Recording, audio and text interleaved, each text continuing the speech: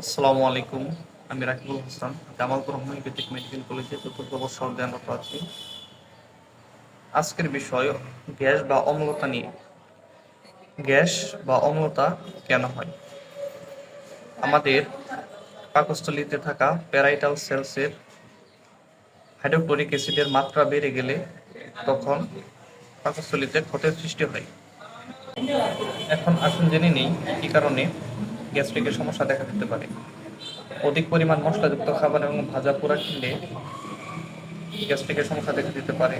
মানসিক চাপ, ধূমপান এবং অ্যালকোহল পানের মাধ্যমেও গ্যাস্ট্রিকের সমস্যা দেখা দিতে পারে।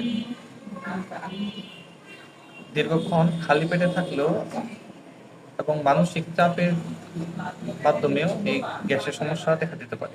কিভাবে বুঝবো আমাদের গ্যাস হয়েছে?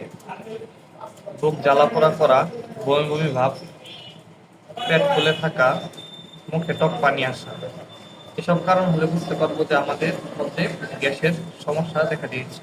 হোমিওপ্যাথিতে লক্ষণ অনুসারে ঔষধ নির্বাচন করা হয়, তাই গ্যাস্ট্রিক বা অম্লতার ক্ষেত্রে আপনারা একজন ক্লাসিক্যাল হোমিওপ্যাথি ডাক্তারের কাছ থেকে পরামর্শ নিতে পারেন। ধন্যবাদ সবাই।